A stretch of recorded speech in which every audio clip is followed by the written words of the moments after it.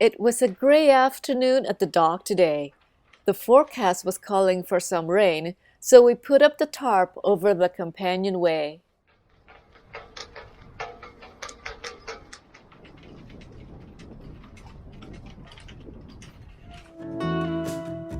Welcome to my channel.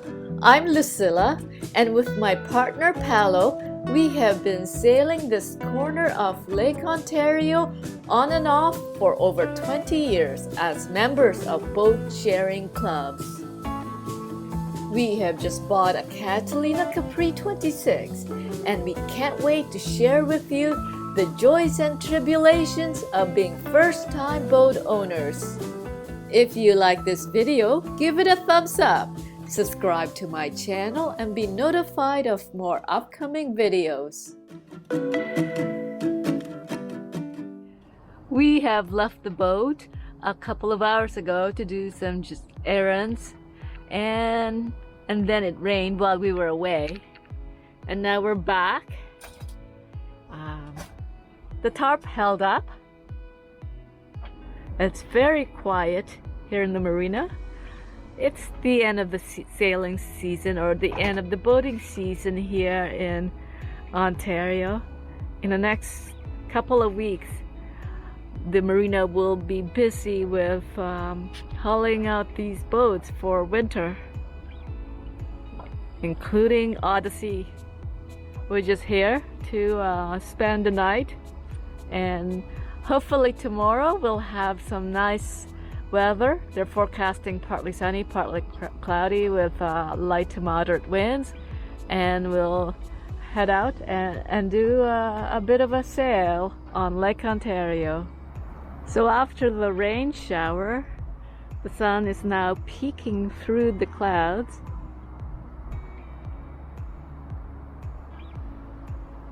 Hopefully we'll have a nice glorious sunset.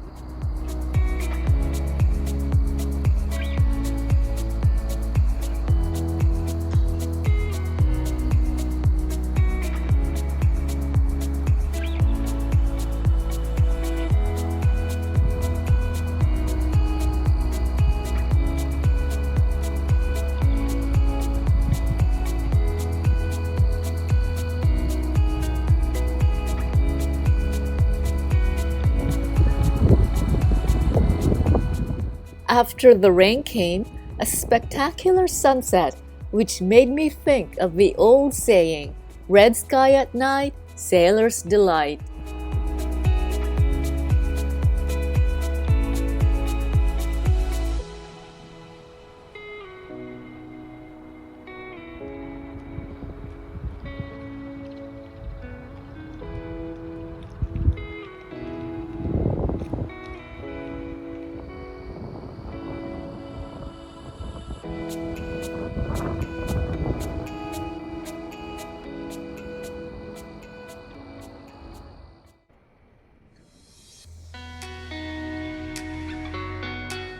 The next day, we went out for a sail, or tried to.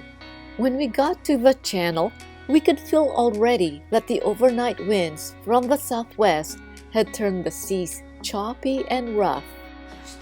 This was the first time that we've ever encountered a sea state such as this on Lake Ontario, where it was rough even inside the protected channel.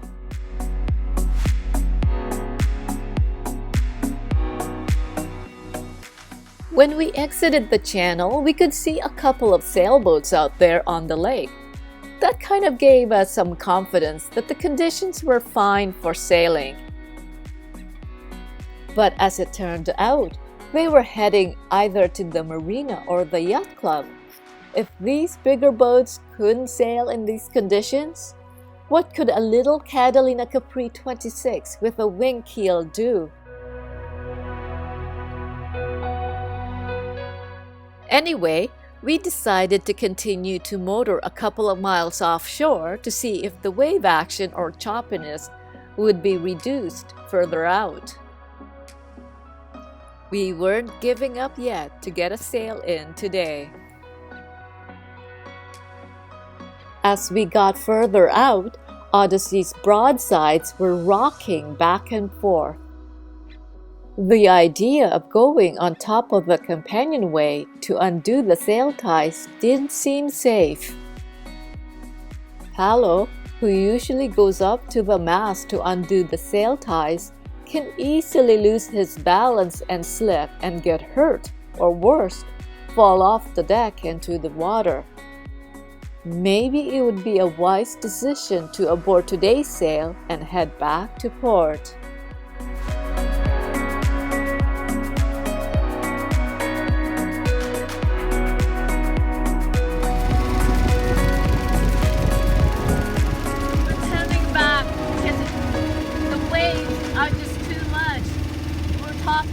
Sometimes the waves were reaching all the way up to the rails while just motoring. You can't really see the height of the waves from here, but it's close. Sometimes some waves are up to over 1.5 meters, maybe 2 meters. No, you don't think so? A meter at the most. A meter at the most? Yeah. But look how much we're just rocking back and forth.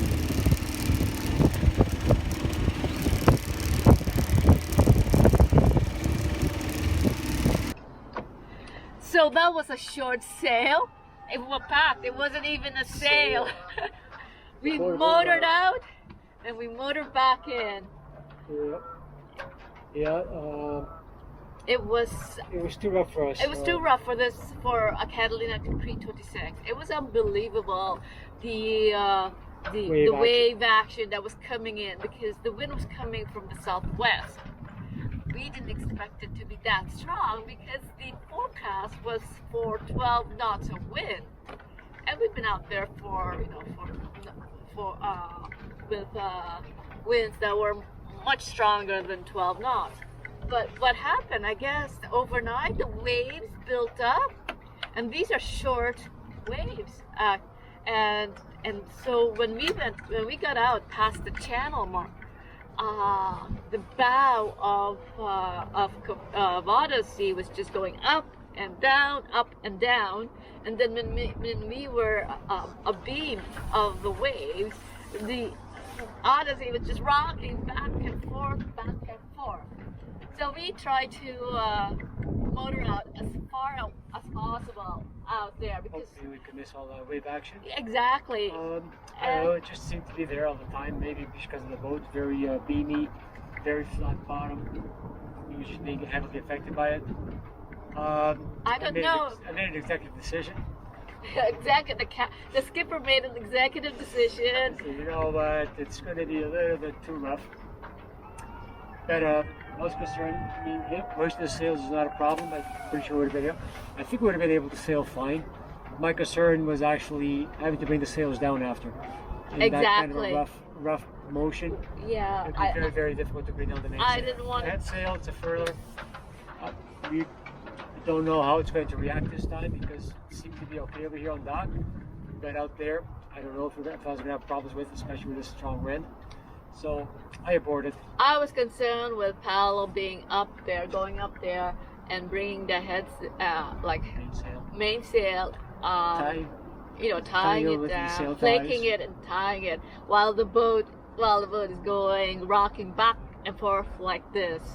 So we could have just brought the whole mainsail down from the cockpit and just let it go. But this is like the end of the season, and it would be our luck if something bad happened at the end of the season. So it's fine. It's good that we aborted today's sail. We may have one more chance in the next week, actually, because Thursday and Friday will be here, and then it's supposed to be sunny. But the next weekend it's supposed to rain, so we want to actually bring all the sails down and the boom before it rains, because we are going to do winter haul out next Tuesday. So this could be our last sail Or it may not. Maybe we'll have one more chance next week. Yeah, maybe. Or this Thursday. week, this Thursday, Friday coming up. So that's that's it. And it's sailing season. Yeah, it's a shame, but it was a short sailing season too because we didn't really get out until July. But hopefully next year we'll be out there by May. No. Okay. In the meantime, we got a lot of projects over the winter a lot of boat projects for the winter.